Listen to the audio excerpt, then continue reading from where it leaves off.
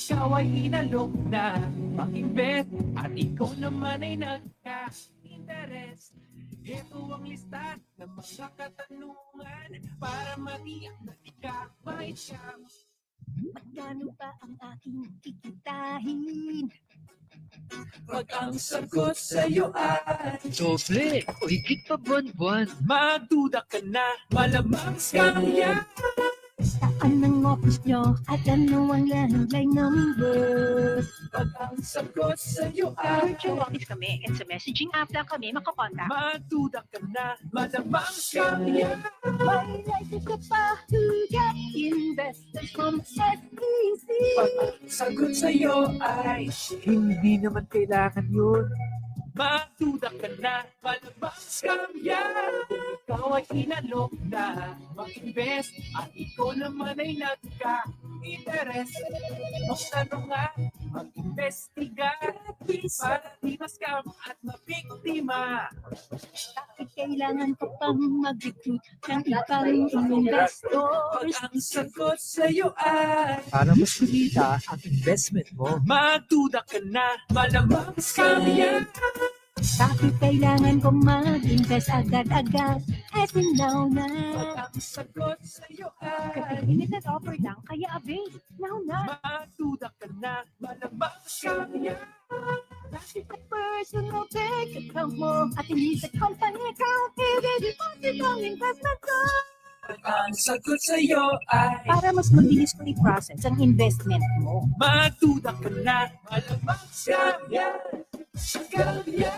Ikaw ay inalok na mag-invest at ikaw naman ay nagka-interes. Ang tanong at mag-investiga para di ma-scam at mabiktima. Para makasiguro, download SEC Checkup o sumangguni sa SEC o mag-report sa mga autoridad.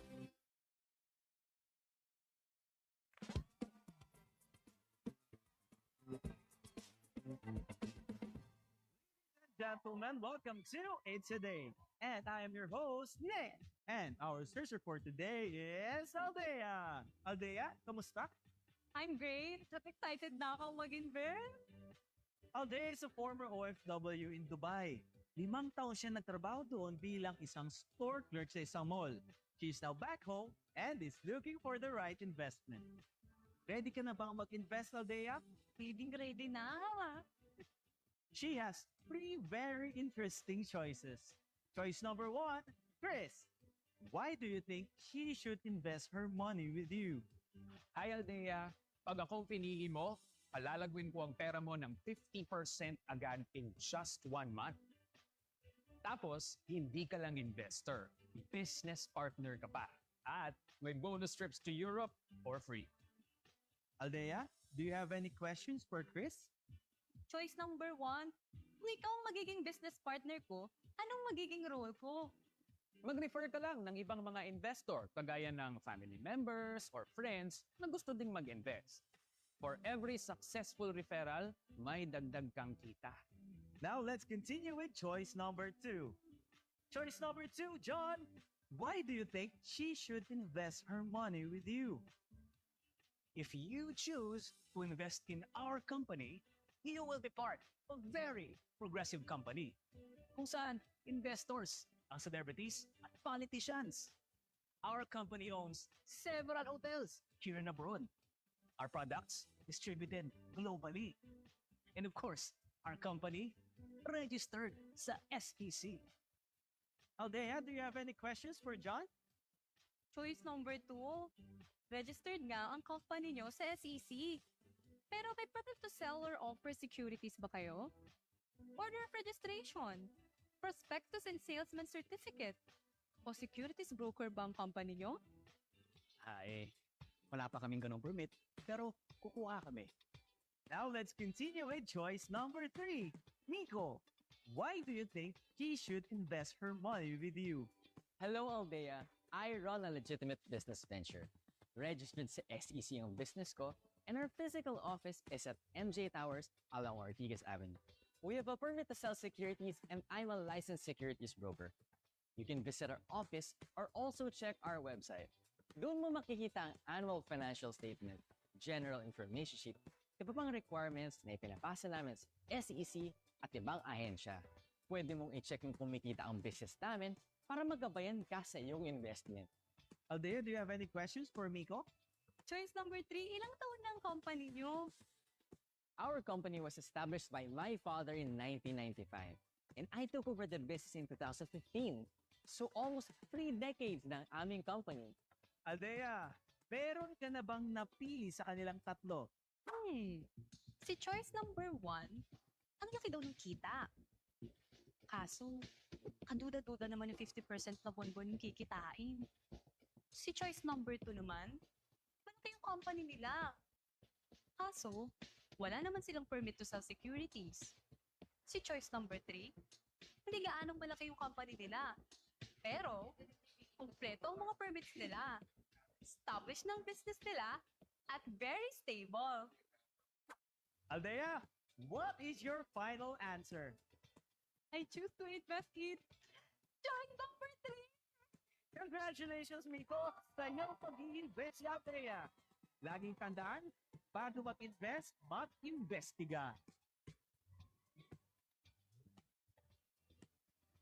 Para makasiguro, download SEC Check App o sumangguni sa SEC o mag-report sa mga autoridad.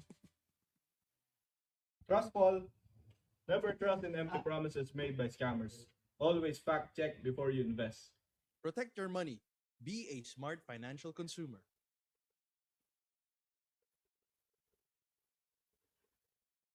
Magandang hapon po sa inyong lahat. I'm Angela Ocol from the Strategic Partnership and Advocacy Division of the Securities and Exchange Commission. Welcome to the latest webinar of the SEC Communication, Advocacy, and Network, or the SEC CAN initiative. Under the leadership of Chairperson Francis Lim and Commissioners J.V. Paul D. Francisco, Carlo S. Bello, McGill Brian T. Fernandez, and Rogelio V. Quevedo, and in partnership with our stakeholders from the public and private sectors under the SEC Campaign Network. Today, we're looking forward to an insightful discussion about a very timely topic, crypto assets. Earlier this year, the SEC issued 2 memorandum circulars in relation to crypto assets. First is the SEC Memorandum Circular Number 4, Series of 2025, which provides for the SEC rules on crypto asset service providers, or the SEC CASP rules. And second is the SEC Memorandum Circular Number 5, Series of 2025, which provides for the SEC guidelines on the operations of crypto asset service providers. With the widespread adoption of crypto assets and the continued growth and development of new crypto asset markets, the SEC deems it proper to establish a legal framework aligned with international standards to protect consumers against harms and risks. This is also a way to afford consumers the choice of engaging in crypto asset activity with licensed and authorized intermediaries. Last August 19, the SEC also issued a statement clarifying the enforcement of the SEC CASP rules. The rules require all platforms, whether local or foreign, that offer crypto asset services to persons in the Philippines to obtain the necessary registration and licenses before conducting business. In enforcing these rules, the SEC upholds its mandate to protect investors, preserve market integrity, and ensure a level playing field for all participants. The Commission may take action against unregistered entities, including measures to restrict access to non-compliant platforms in order to shield the public from risks such as fraud, financial losses, and money laundering. The SEC encourages all service providers to comply with the CASP rules to foster a safe, competitive, and sustainable crypto industry in the Philippines.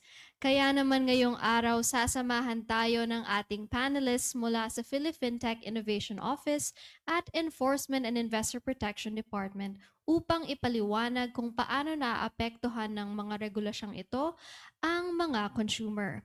Allow me first to introduce you to our panelists this afternoon. From the PhiliFintech Innovation Office, we have Assistant Director Paulo Ong, We also have Attorney Irish O. Dacua and Attorney Justine Stefan M. Gaverza. And from EIPD's Cyber and Forensics Division, we have Assistant Director Patrick Duane V. Patricio. In just a short while, our panelists will be answering the questions sent by the registrants and, of course, our live audience regarding crypto. For now, babatiin muna natin ang ating virtual audience via Facebook Live. Hello at magandang hapon po sa inyong lahat. Para mas marami pa tayong makasama ngayong hapon, huwag kalimutang i-share ang live stream na to sa inyong mga kamag-anak, kaibigan at kaopisina para sama-sama tayong matuto. Huwag na nating patagalin din pa ang paghihintay. Sama-sama nating alamin kung ano nga ba ang crypto assets, ano ang mandato ng SEC pagdating sa crypto at paano iiwasan ang scams. So, let's all watch this.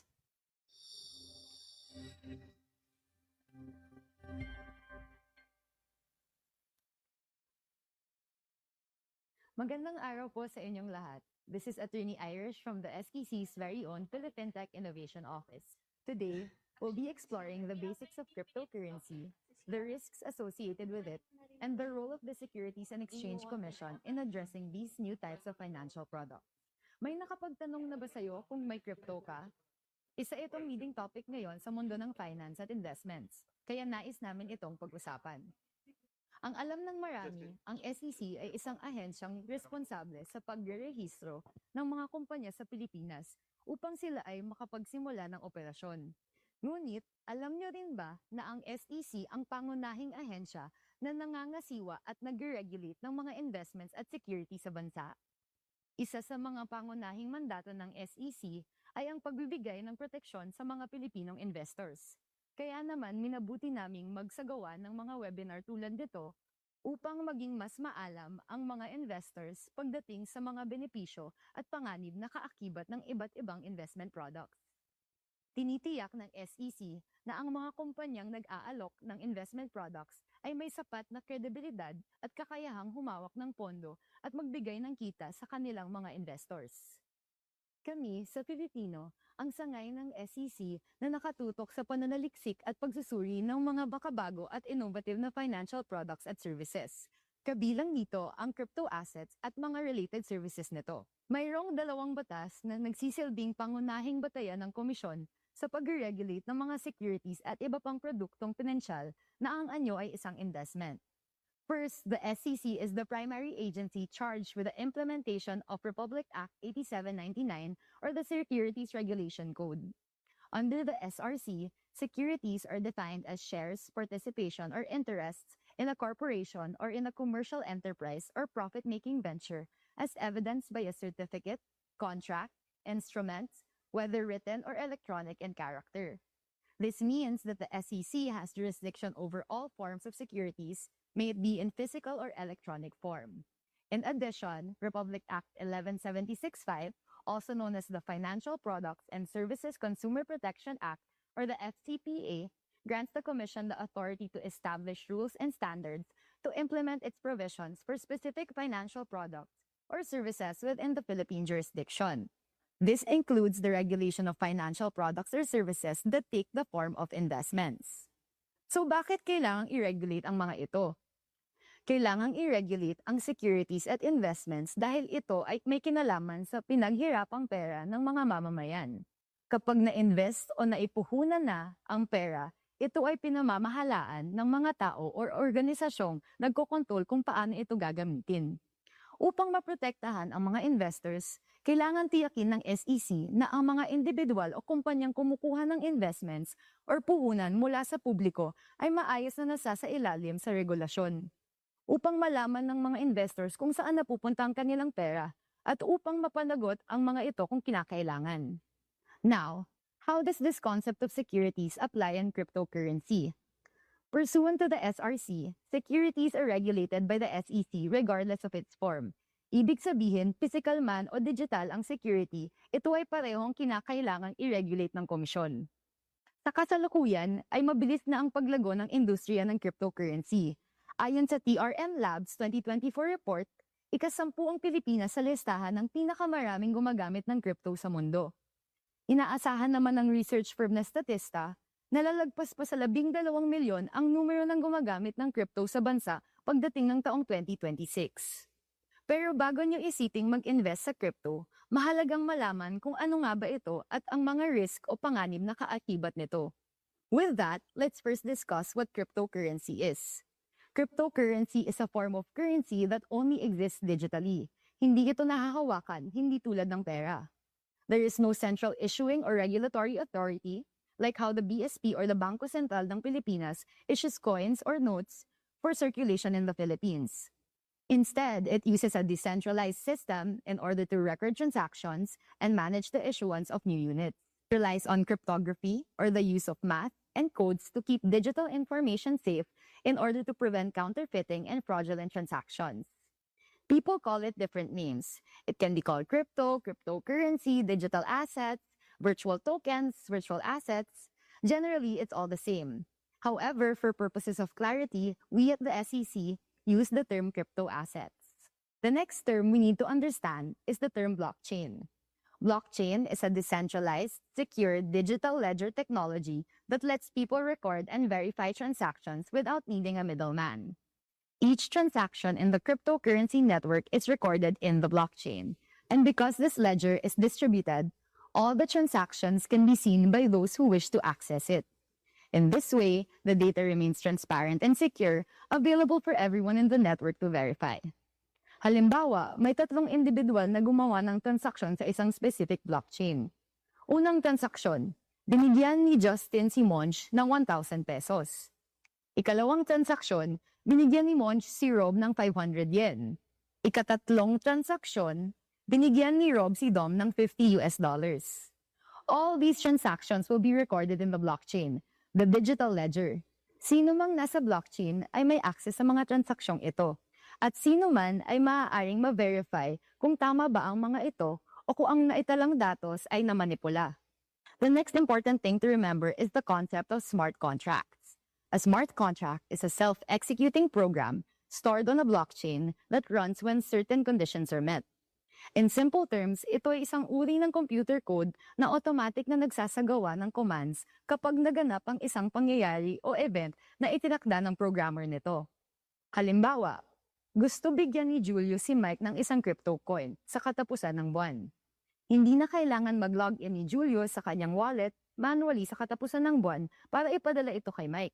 Sa pamamagitan ng smart contracts, maaaring automatic na malipat sa wallet ni Julius ang kanyang crypto coin papunta sa wallet ni Mike kung kailan niya gusto.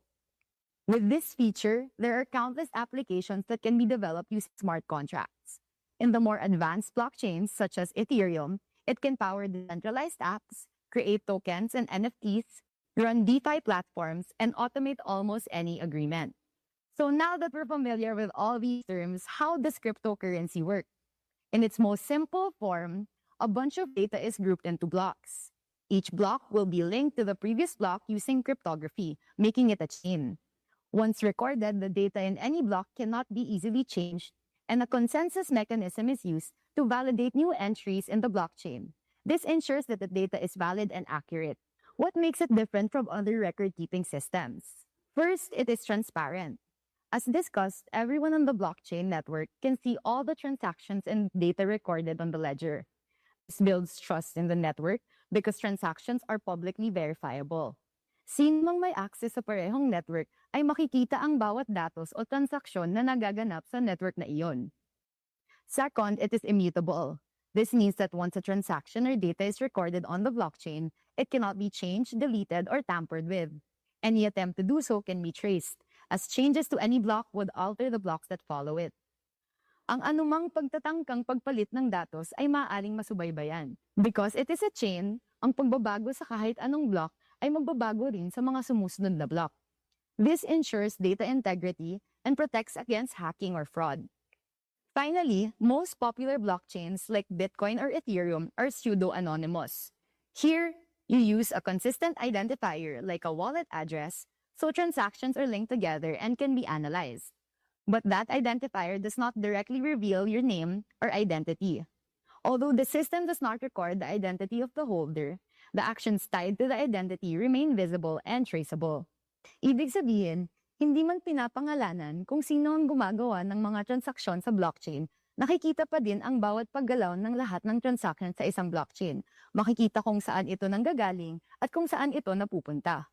Now, the next question to ask is, what's the difference between crypto and e-money? Maaari natin itong suriin sa tatlong kategorya. Ayon sa intermediary or tagapamagitan.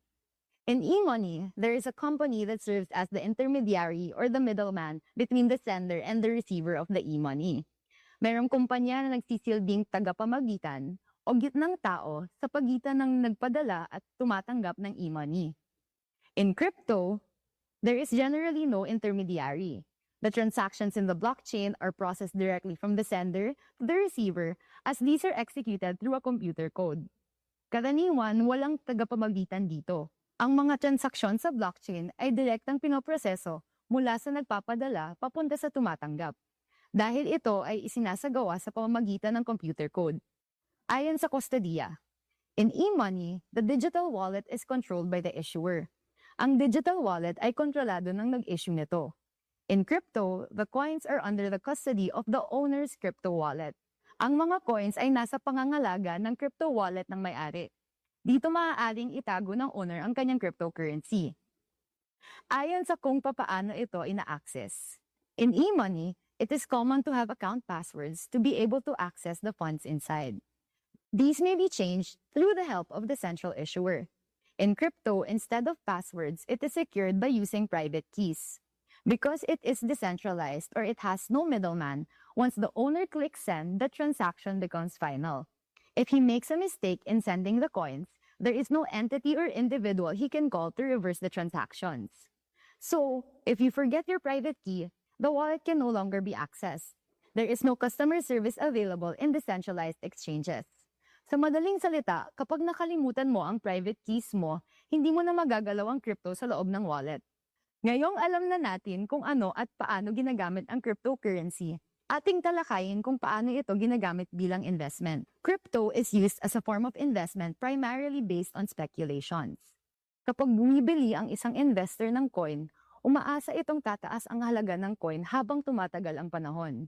As an example, if a new coin is initially offered through an initial coin offering or an ICO, the money may be used to develop the platform. Once the platform is developed and running, trades can now be accepted.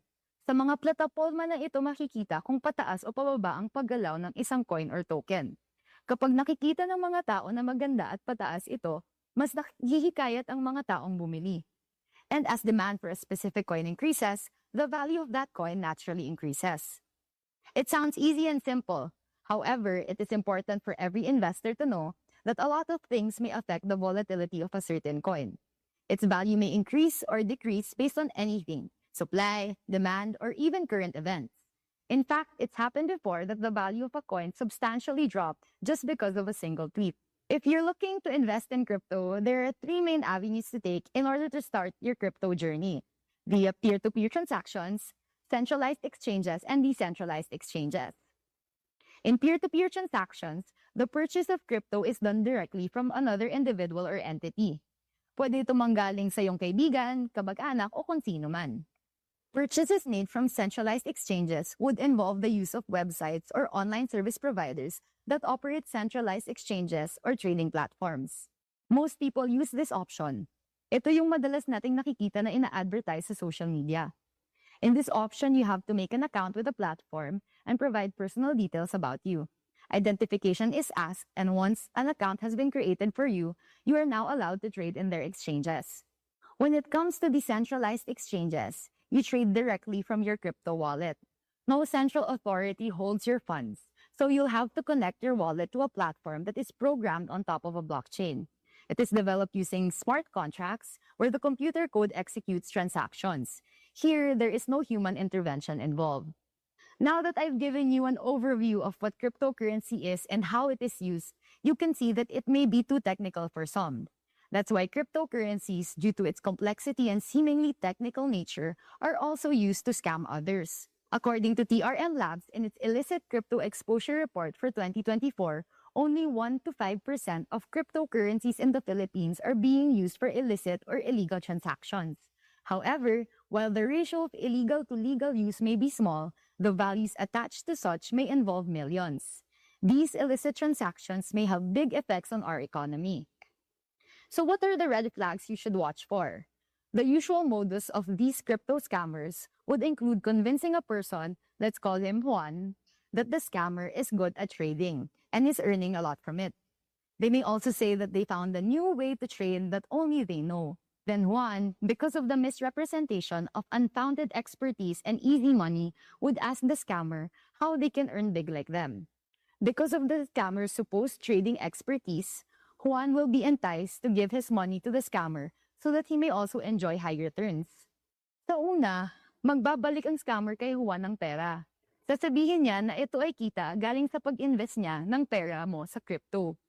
At dahil bumabalik ang pera, mas maiengganyo si Juan na magbigay ng mas malaking pera. Malamang ipapakalat niya pa ito sa kanyang mga kaibigan at kabag-anak upang kumita din sila.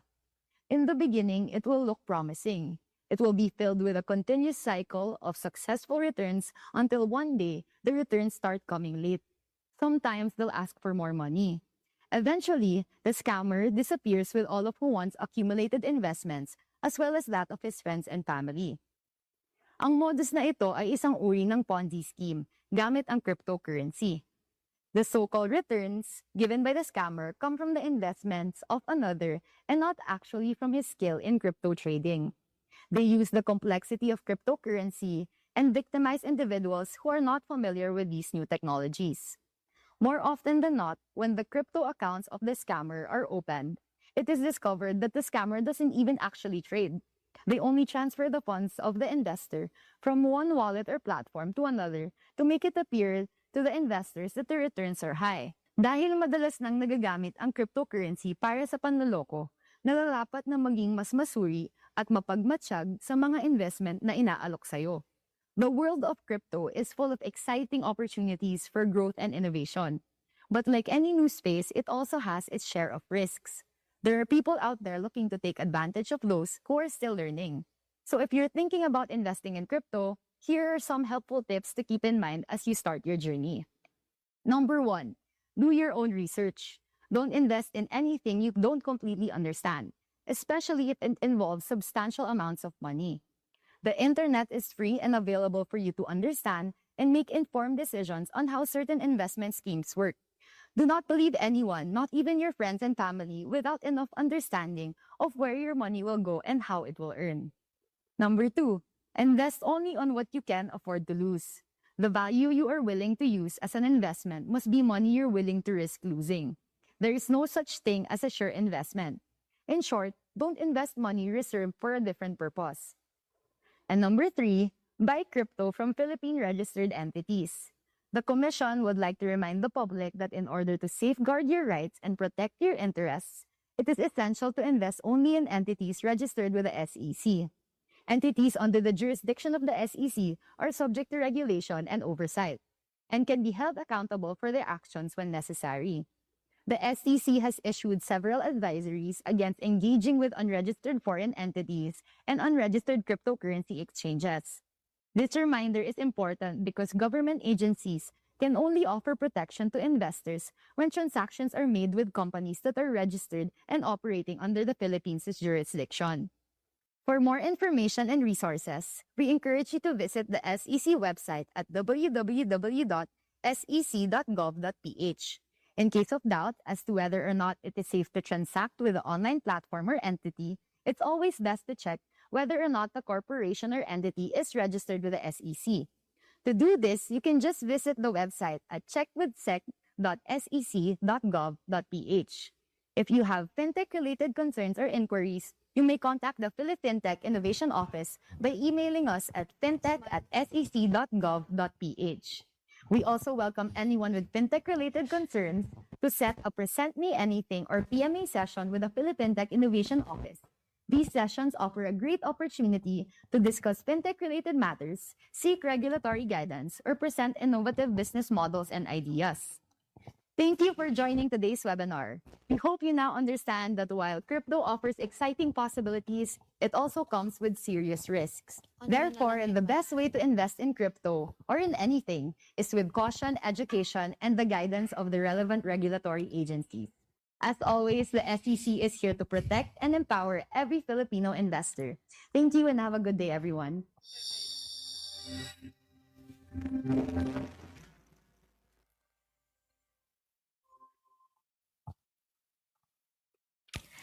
All right, that was one informative video brought to us by the PhiliFintech Innovation Office. And to echo what Attorney Irish said, the SEC is mandated to protect and it is through webinars like this one aim to inform people about the benefits and risks of various investment products. Kaya naman ready na ang ating panelists.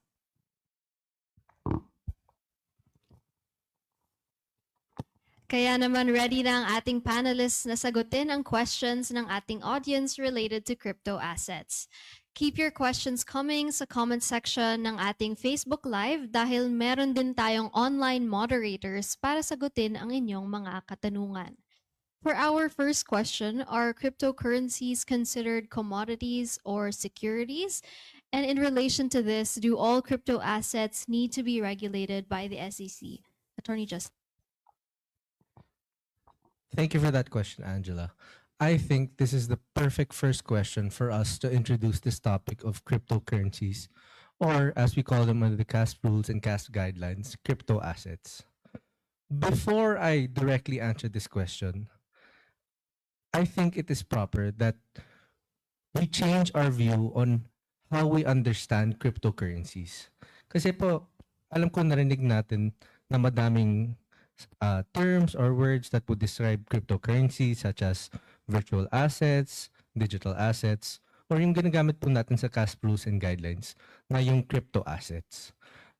To give you clarity on bakit po ginamit ang crypto assets sa CASP rules and CASP guidelines, there has been a growing global trend sa mga regulator kagaya po ng SEC Philippines na ang ginagamit po na terminology sa pag-describe po sa mga cryptocurrencies ay ang crypto assets. Kaya po sa CASP rules and CASP guidelines, ginamit po natin ang crypto assets. Excuse me. And as such po, under the CASP rules and CASP guidelines, ang crypto assets ay may dalawang classification. Yung una po ay ang crypto asset bilang isang financial product under the Financial Product and Services Consumer Protection Act, specifically po isang investment. And yung isa po ay yung crypto asset security or yung crypto asset na isa po siyang security as defined under the Securities Regulation Code. Isa po talaga tong security na in-offer in the form of a crypto asset. And in relation to classifying whether a crypto asset or is a security or other financial product, actually last December 23, 2024, the Office of the General Counsel of the SEC was able to release an opinion regarding Bitcoin, or one of the more well-known cryptocurrencies. And in this opinion, the OGC was able to discuss the economic realities or the totality of circumstances when we classify whether an asset is a crypto asset or a crypto asset security. Now, this opinion is available on the SEC website, and we would like to encourage anyone who would like to know more about this topic to look it up online on our website. And now for the second question of whether all crypto assets need to be regulated by the SEC. Well, under the CASP rules and guidelines, what we are trying to regulate here is not the asset itself, but rather the crypto asset service provider, which is the crypto asset exchange, the crypto asset intermediary, or the crypto asset trading venue. But if we talk about the crypto asset security, since this is a security under the SRC, of course po, kailangan po talaga siya i-regulate. Thank you so much, Attorney Justine. That definitely makes it clearer for everyone. Not all crypto assets fall under SEC regulation. But once they are offered as securities or investment products, that's when the SEC steps in to regulate. Now, proceeding to the second question from our audience: is cryptocurrency a threat to fiat? Will it be regulated in the Philippines? How will it change the financial landscape in the Philippines? And will it be embraced by banks locally? Well, Angela, as far as the SEC is concerned, crypto assets are a new financial product. The focus of the CASP rules and guidelines, as I mentioned in the previous question, is not to regulate the asset itself or the product, but on the service providers that are offering crypto assets and crypto asset services.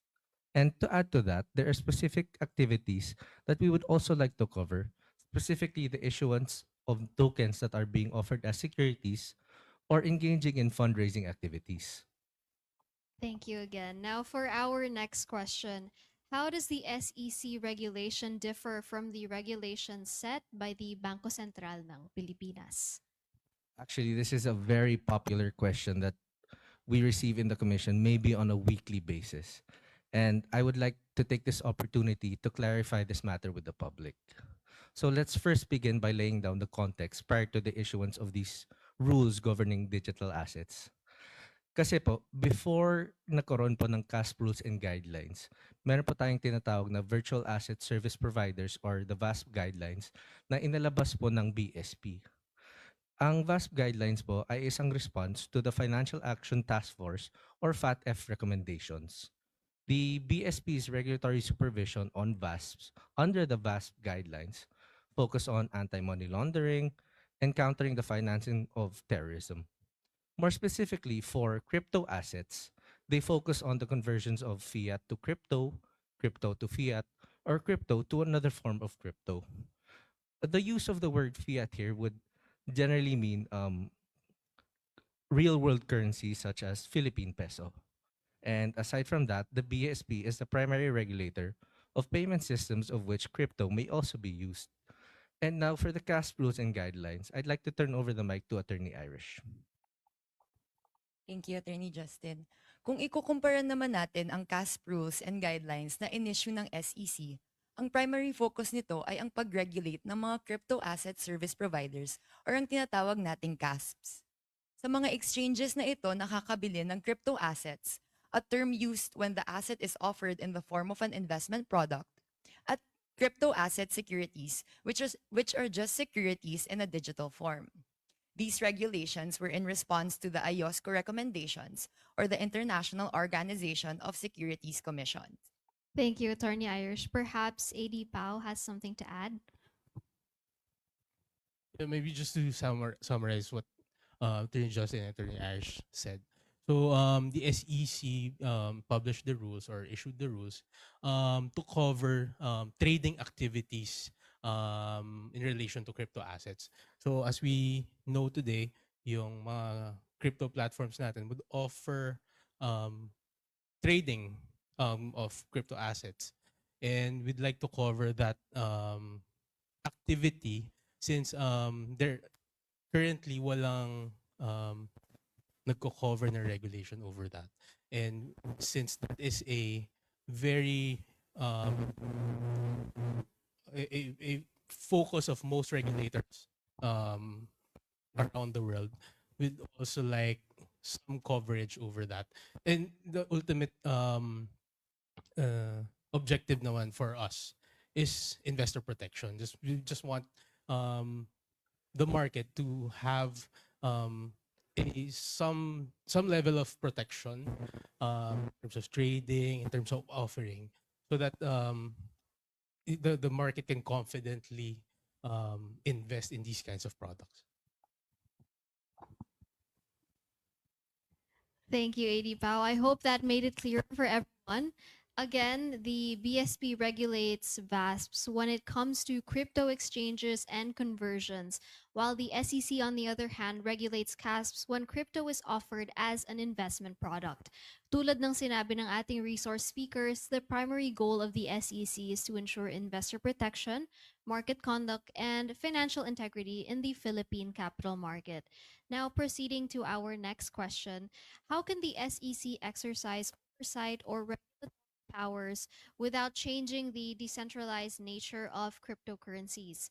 Maybe ADPAO or ADPAT can answer. Yeah, maybe I'll take this one. Thank you, Angela.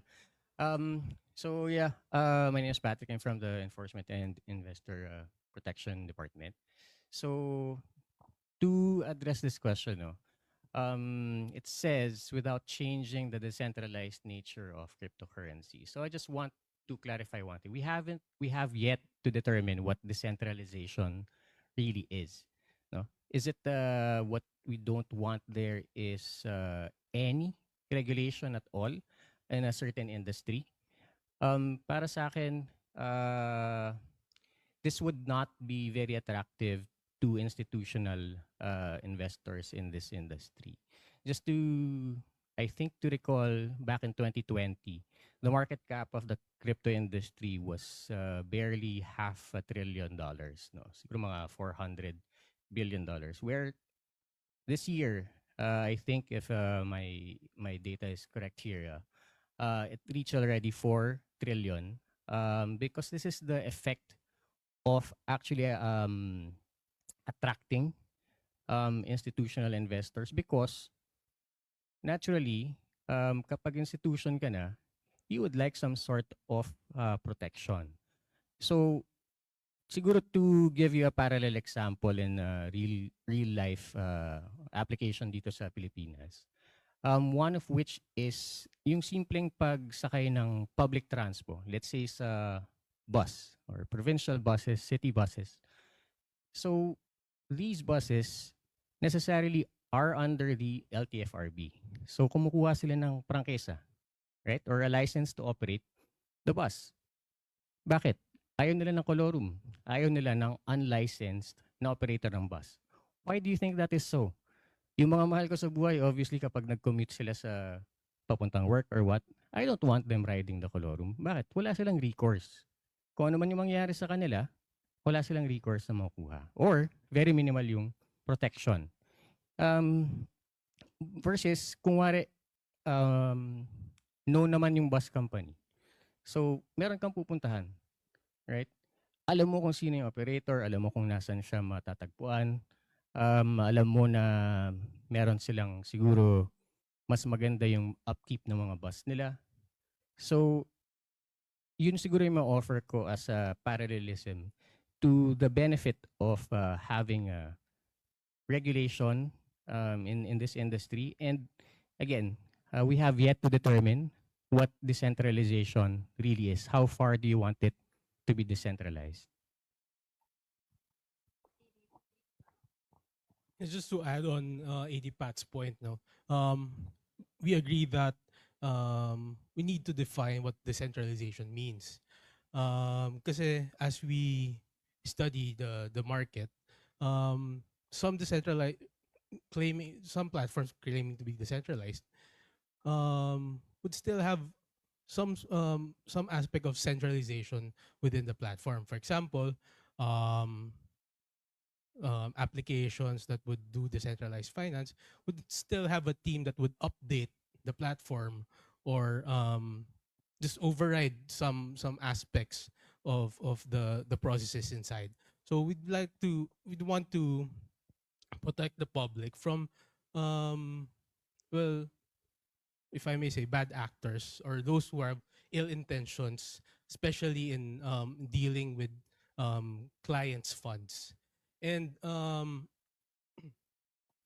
maybe the gist of the question earlier would also touch on innovation. I mean, maybe the question is, why are you trying to regulate an innovation that does not want to or does not intend to be regulated? But one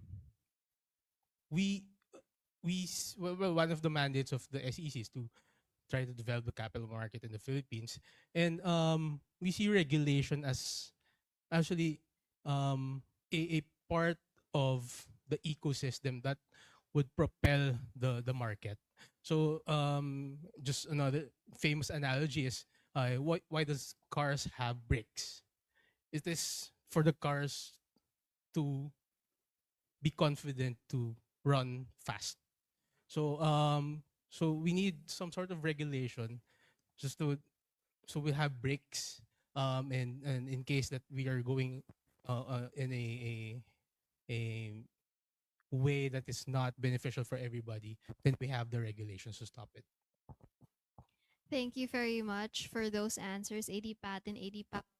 Um, your examples will surely paint a clearer picture as to why the SEC is regulating these entities or these assets. Now, let us go to our next question. How can we adapt in order to have a more friendly environment for crypto in the Philippines?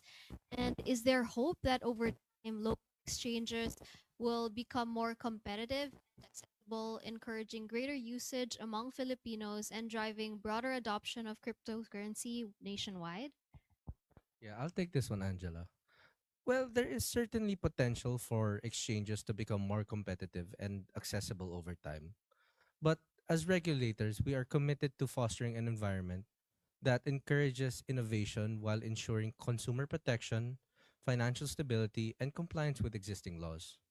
We are actively engaging with industry stakeholders to better understand emerging technologies and market needs. With responsible development and collaboration, there's room for broader adoption of crypto in a way that benefits the Filipino public and aligns with our national interests. That said, we remain cautious and measured, always prioritizing the welfare of our citizens and the integrity of the financial system. We welcome all players, be they foreign or local, as long as nagko-comply po sila sa ating mga batas. Thank you, Attorney Justine. It's good to note that while the SEC welcomes innovation and new players, the priority will always be consumer protection and compliance with our laws. Now, for the next question, medyo marami ang nagtatanong, so here it goes. What is the best advice you can give to Filipinos who want to get into crypto? And in relation to that, is it safe to invest in crypto? Attorney Irish? Well, una sa lahat, we would like to emphasize na bago po kayo mag-invest sa crypto, napaka-importante po na you do your own research. Kung hindi nyo man hustong naiintindihan kung saan napupunta ang pera nyo, at kung papaano ito kikita, huwag kayong basta-basta magtitiwala sa sabi-sabi ng iba. Aside from this, it is also important to remember that you should only invest money you can afford to lose. Ibig sabihin po, yung value na willing kayong gamitin pang-invest ay dapat pera na okay lang sa inyo kahit mawala. Investing is always a risk as there is no such thing as a sure investment.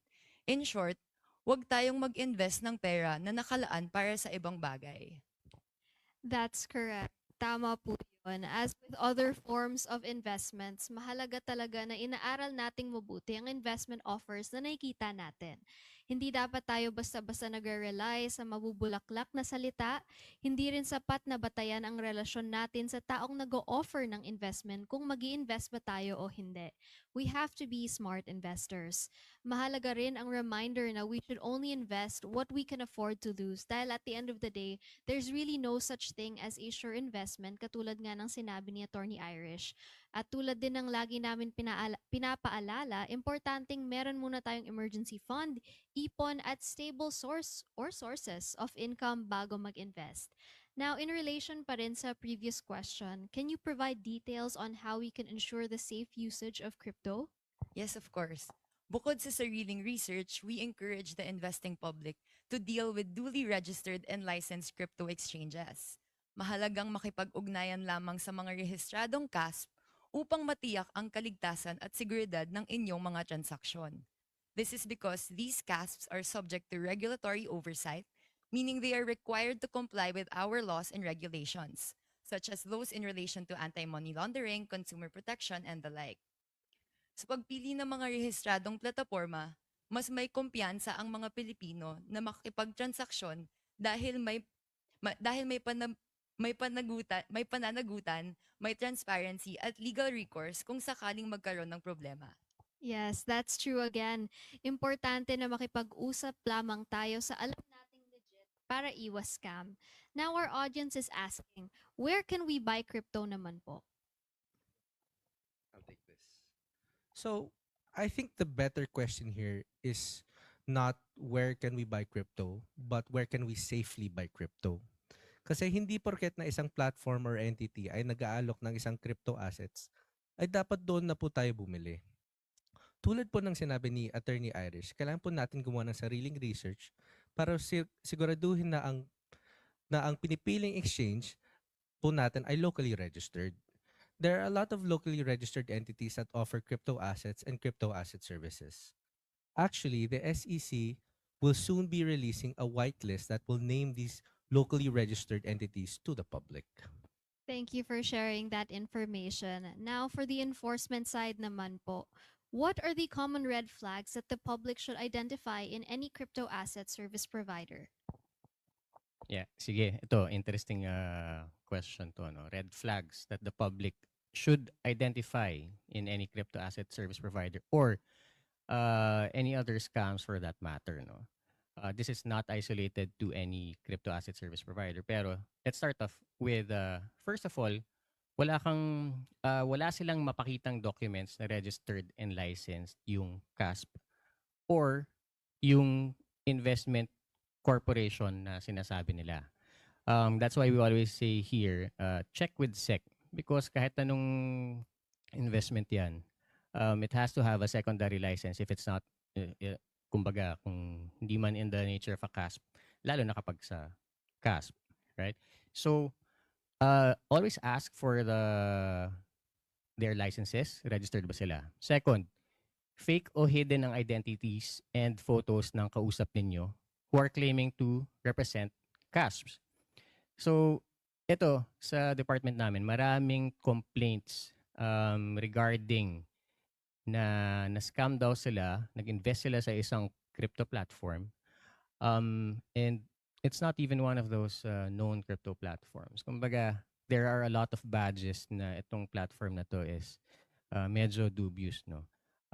They would contact you through Messenger, Viber, Telegram. Yung picture nila halatang AI generated.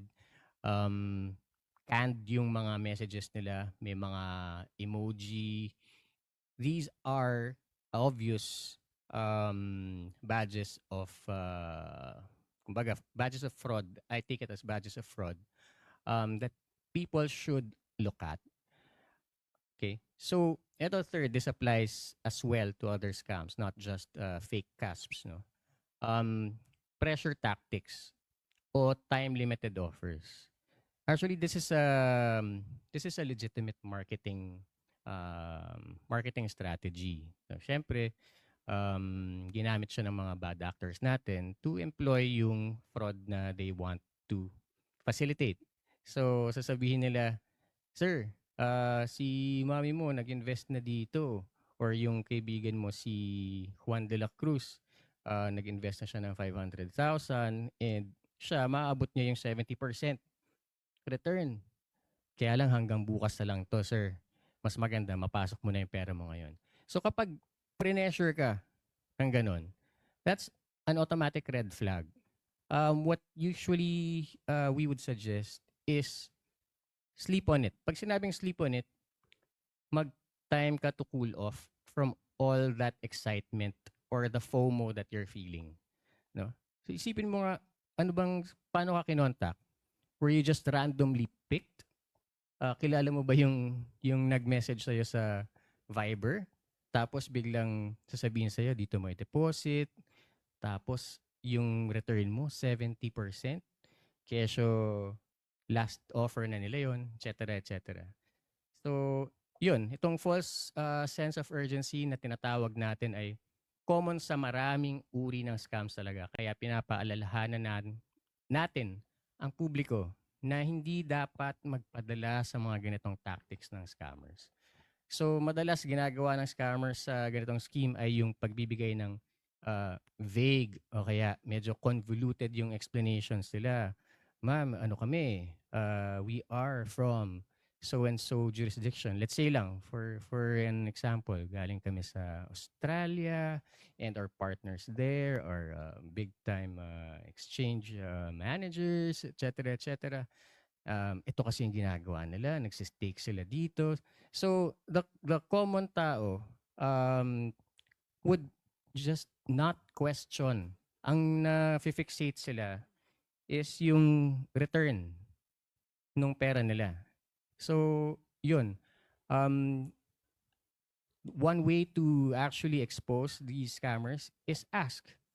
Ask kung ano yung mga ini-explain nila, and if kaya nila i-explain ng mabuti and to show proof.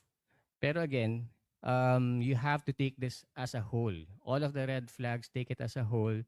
And syempre, kapag sobrang absurd na ng returns na pinapromise sa inyo, tulad ng 70% return on your money on such a short period of time, obviously, if it is too good to be true, it most likely is. Okay?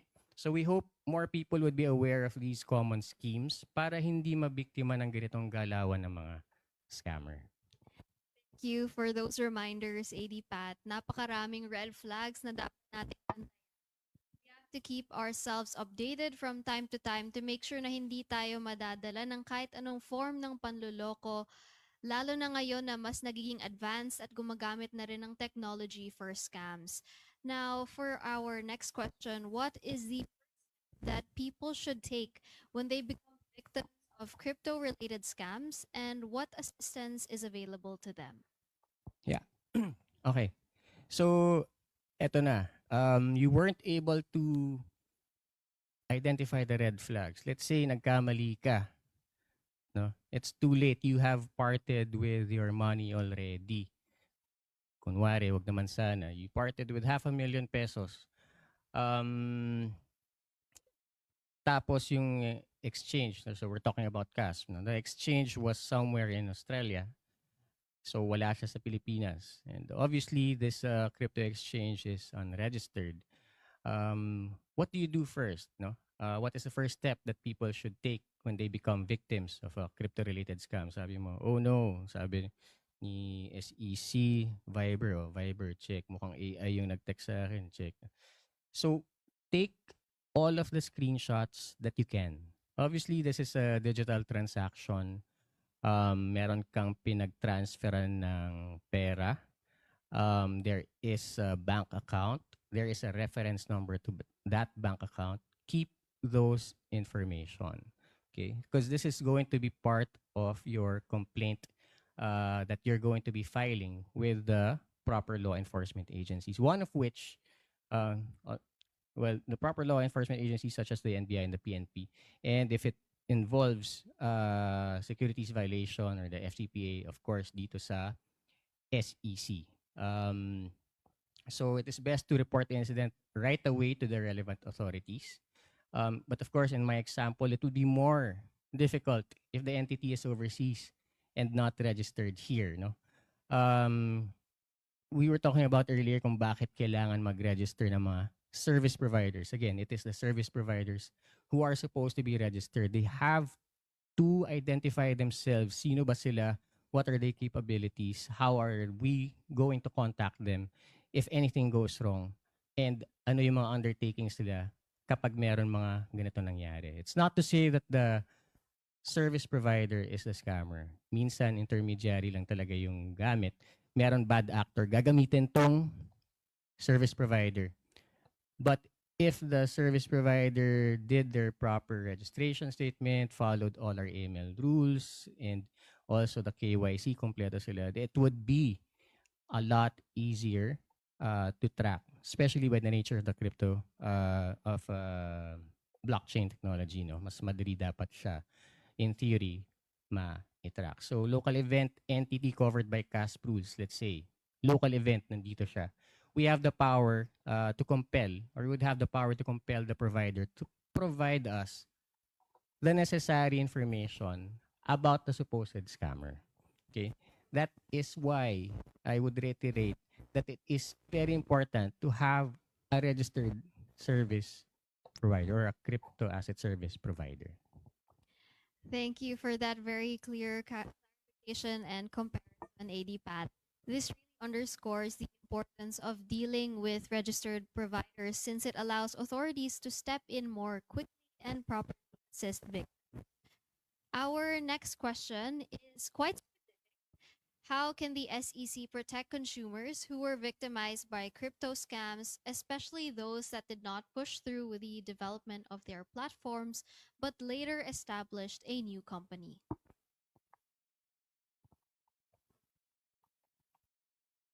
So this situation parang highlights yung one of the reasons why we had to issue the rules.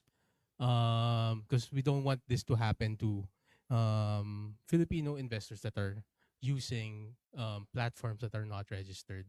So if they would be engaging with licensed crypto asset platforms, then this kind of situation will not will be reduced because we will be supervising the crypto asset platform. Um, but of course, crypto asset scams they intend really to not push through with the development. They just say that give us your money, we'll develop the product for you, and that kind of fundraising activity would actually be classified as investment taking under the Securities Regulation Code. So because of that, it should have certain safeguards as prescribed by the SRC. AD Pat? So yeah, on enforcement standpoint, no. So the SEC remains naman committed to protecting the investing public from fraudulent activities, including those involving crypto-related schemes. So I think this is a familiar case back. I've heard about it back in I think 2021, wherein hindi na tumuloy yung development ng supposed crypto provider na yan. No? When a crypto entity fails to deliver on its promise platform or services and later re-emerges under a new name, we consider patterns of misconduct and track related parties, not just company names. No? Siyempre, madali lang magpalit ng company name but the related parties, sila-sila lang din yan. So, we investigate potential violations of securities laws, such as unauthorized solicitation of investments, as mentioned by Edipao, or misrepresentation. And where appropriate, issue advisories. Of course, we file cases and coordinate with law enforcement agencies. We have partnered with all of the law enforcement agencies. Our director at the EIPD has been really adamant on partnering with this, especially with the PAOK recently. If you have been reading about the POGO raids that we have been doing. But again, what we often encounter is not entirely new fraud, but rather traditional scams repackaged in a form of crypto. No? What do I mean by that? So familiar schemes such as Ponzi operations. We all know what a Ponzi operation is. You pay Peter and then Peter pays Paul, etc. Fake trading platforms and romance scams. Etong fake trading platforms, ito medyo I would like to expound on this more. What do I mean by a fake trading platform?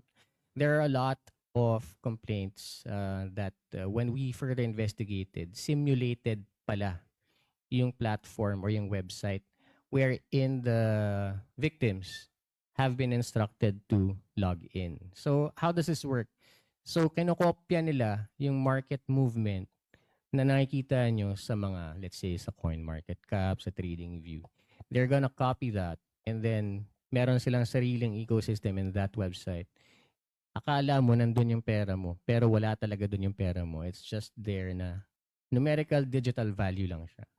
So ikaw naman, you're gonna watch it and see it grow 20% overnight, 50% overnight.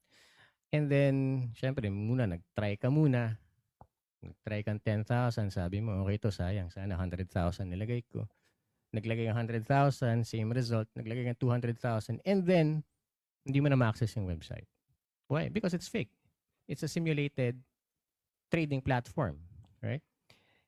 Itong third one, romance scams, marami ng, I think this started with the Nigerian prince. Way back in 2010, wherein, syempre, a lot of people, scammers, ito, I'll share something siguro Yeah, I'm sorry if I digress, no. Pero scammers work around the emotions of people. And one raw emotion of a person is loneliness and love. Kaya gumagana ang romance scam. Okay? So, syempre, bago sa tenga nating Pilipino ang cryptocurrency, itong mga bad actors natin, gagamitin yung traditional na scam, pero bago na medium, which is cryptocurrency. So sabihin niya, pakitransferan naman ako ng half a BTC, something like that dito sa wallet ko. So kung mahal mo talaga ako, mga ganyan-ganyan, right? So it might sound, a little hilarious to us at first, pero kapag narinig mo yung mga storya ng mga nabibiktima nito, talagang para silang na hypnotize. Scammers are being just recycling the old scam, packaging it into a newer supposed scam, no. So yun, that's part of it. Yeah. And also a fake stock tip. Siguro ito more of alam niyo mga crypto trading signal group, offering insider information kuno, etc. So these underlying tactics have existed for decades already. What's changed is the use of the crypto to exploit public unfamiliarity and the perception of innovation. Sabi niya, bago to, wag mo na munang intindihin. May iwan ka ng trend, di ba? Crypto is fast, borderless, and still misunderstood by many. So, making it an attractive vehicle for fraud talaga. Despite the new packaging, the red flags of fraud have not changed. Guaranteed profit. High pressure tactics, di ba? Promise of a secret strategy. Siya lang daw yung nakakaalam. Di ba? Pero ina-advertise niya kung saan. Or proprietary technology. Yan, yung mga AI nila na sila na daw yung magte-trade kasi hindi daw natatalo ang AI. Platforms or operators not registered with regulatory authorities. So, again, whether the offer involves pesos, dollars, or cryptocurrency, the principle remains. If it sounds too good to be true, it probably is. So, to end that, the SEC will continue to strengthen its effort in detection, enforcement, and investor education to safeguard the public and ensure accountability in this rapidly changing environment. No? Thank you, AD Pat. Clearly, the SEC takes a proactive stance by not only going after fraudulent entities, but also keeping track of the pattern and related parties so scams don't just resurface under new names or a new identity. Now, what are the plans of the SEC in educating Filipinos regarding cryptocurrency? The SEC recognizes the growing interest of Filipinos in cryptocurrency, and we strongly believe that education is a key pillar in protecting the investing public. Kaya po minabuti naming magsagawa ng mga webinars, public forums, at investor education campaigns tulad nito upang matulungan ng mga Pilipino na mas maunawaan ang mga oportunidad at panganib na kaakibat ng crypto. There are people out there looking to take advantage of those who are still learning, and as much as we can, we would like to prevent that from happening by promoting investor education. Kaya kung meron kayong mga katanungan, our email is always open. You may send your queries and concerns via email at fintech@sec.gov.ph. Maraming salamat, Attorney Irish. And what we can take away from that is the SEC isn't only focused on regulation, but also on making sure Filipinos are guided and protected through continuous investor education. Now, for our next question, what role do other government agencies like LGUs and enforcement agencies do to help crypto scams in the local communities? Does the SEC have any partnership or initiative to stop these kinds of scams at the grassroots level? Yes. Hello, sorry. It's me again. No? So, yeah, thank you for that question. And definitely this would help further the advocacy of the Enforcement and Investor Protection Department as well as the SEC, of course. Well, in fact, the SEC has this initiative that we call the Anti-Scam and Illegal Taking of Investment Group, or the SEC-ASTIG. So this is led by my director, Philbert Flores III, no? Dito kasi, nakikipag-partner tayo with the DILG, local government units, enforcement agencies, and other relevant bodies para mapanagot ang scammers. Pero ano ba yung bago dito sa ASTIG? ASTIG network is more of like a network in the grassroots level hanggang barangay level po ang gusto nating kausapin dito. Ang etymology po nito, ang pinanggalingan nito is because usually in far-flung provinces, a lot of scams start off there, but it goes unreported. Why? Because they don't know where to report it. This is public information naman, no? And again, in relation pa rin to CASP and traditional fraud, isa sa biggest fraud that started was the CAPA fraud. So this started in Mindanao. And naisip ng SEC is that if we were able to detect this earlier on, kung alam lang kung saan magre-report ng ganitong scheme dati, mapipigilan sana itong scheme na ito. So, again, nakipag-partner tayo with the local government units, of course, the enforcement agencies and other relevant bodies being private partners para mapanagot ng mga scammers. We also conduct investor education. As you know, this is part of it. Para i-build ang capacity ng law enforcement agencies in detecting scams and apprehending the scammers behind these things. So, mostly LGU ang partners natin sa DLLG is a big part of the initiative. So, ito yung mga red flags na nakita natin. So it's important to inform the LGUs, no, and discuss to them kung meron kayong naalala dun sa mga red flags na sinabi ko, kung may mga nag-text sa inyo na kakaiba, tapos nakita nyo, malapit lang sa amin to. Feel free to inform your LGU about it para hindi doon sa LGU nyo mag-start yung ganitong scam. To build on what AD Pat said, SEC-STIG is an important component of the SEC campaign network. It is through these partnerships and education efforts that we firm up the people's first line of defense pagdating sa anumang uri ng scams. Dito naman sa next question, what advice would you give those people who encounter promises of guaranteed high returns or daily profits from crypto? Attorney Irish?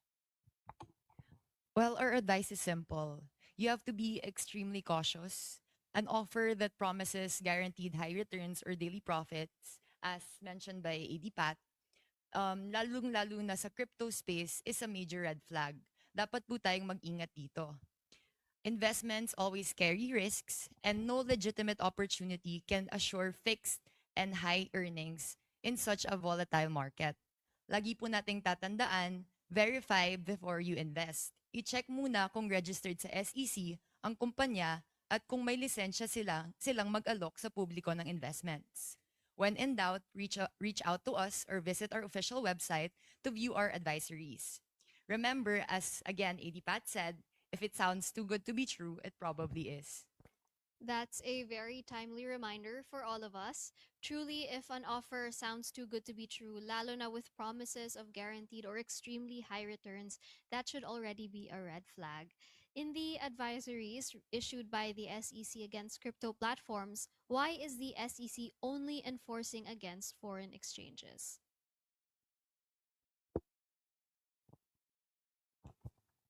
So this is a question from, we also received a question from Facebook, no? Bakit biglaan yung pag-shutdown sa international crypto exchanges?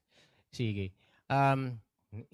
Medyo breakdown natin yung question ni Sir. Sir ba to?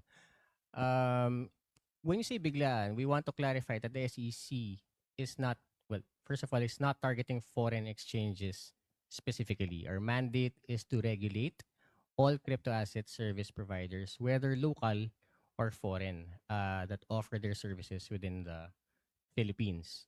So, pag I believe the the CASP rules were already being kumbaga out for comment from the public since December of 2024. And also before that pa, June was the time that we released, or the SEC released, the effectivity of the CASP rules. 30 days after that, around July 5, naging effective ang CASP rules. Right? So I beg to disagree na biglaan yung proper term for this. Pero syempre, people would think otherwise. But again, regulatory forbearance cannot be held forever. It has to take effect at some point in time. So, ayun, yun siguro yung sagot ko dyan. So, I'll just read this. Foreign exchanges are often included in advisories because some of them offer their services within the Philippines without securing the required registration or license. So, ilang beses natin i-reiterate yan. However, it is important to emphasize that local platforms are also subject to regulation, and they too may be issued advisories or enforcement or subject of enforcement action if they fail to comply with the law. I would also like to take this opportunity to inform the public that advisories issued by the SEC are public warnings meant to alert the public to be cautious when transacting with entities that are not registered or licensed by the SEC. This is, I think I've discussed this earlier on, kung bakit ito talaga yung winawarn namin. These advisories also aim to educate the public about the potential risks of engaging with unregistered platforms. Okay? So, yun. Okay, thank you so much for that answer, AD Pat. For the next question, why is the SEC not regulating online gambling platforms naman po? Perhaps AD Pao has something to add? Yeah, so we get this question a lot. Yeah, so online gambling platform. So just on that description, it offers gambling products or gambling services. And the primary regulator of gambling activities in the Philippines is the Philippine Amusement and Gaming Corporation. Kailangan nila mag-register as a corporation sa Philippine SEC, but the activity of offering gambling services or products is with PAGCOR and not with the SEC. So if sinabi ng PAGCOR na meron unregistered platform to SEC, revoke their primary license to, then we'll do so. But the primary regulator is with PAGCOR and not the SEC. So the SEC is focused on investment products and trading activities.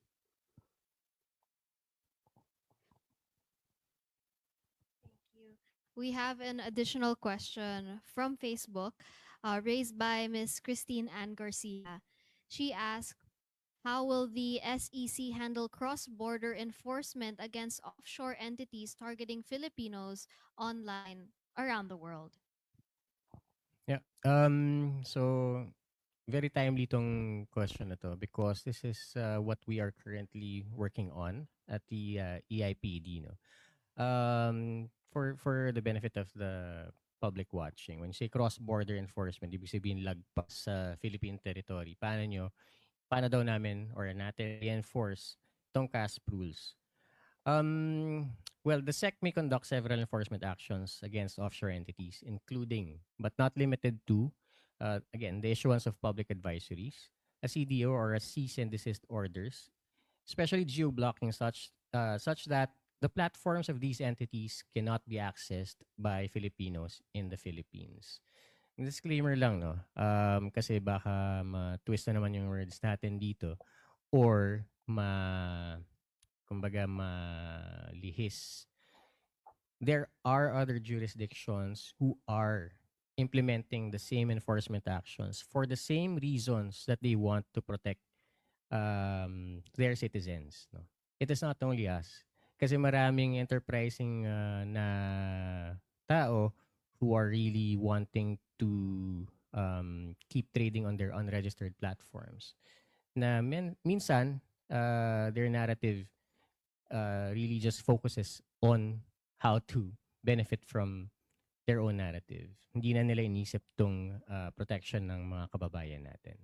So this is to ensure that the Filipinos will be protected against potential violations of the securities laws executed by unregistered offshore entities. The SEC may also impose penalties for any violation committed by these offshore entities. Thank you for that answer, AD Pat. Now, we also have another question from BitPinas. His or her question regarding CASP rules is, if a person is employed by foreign exchange or platform in the Philippines, either via freelance or per project contract, are they in violation of the CASP rules? AD Pao? Yep. Thank you for the question from our friends at BitPinas. So maybe just to explain the focus of the CASP rules. So yung activity that we're trying to cover there is offering of the assets and crypto asset services in the Philippines. So it does not cover employment of foreign exchanges or platforms in the Philippines. However, we also have the provisions on marketing. And if the person is employed by the foreign platform or the unlicensed platform to promote their products in the Philippines, and that particular platform is not registered as a CASP in the Philippines, then the provisions of the CASP rules will apply. So just to summarize, employment is not the focus. However, if it is the employment is for promotion of the unlicensed platform, then it is covered by the CASP rules. Thank you for that clarification, AD Pao. And all right, I guess that wraps up our question and answer portion for this webinar. Oh, it turns out we actually will be accommodating some more questions from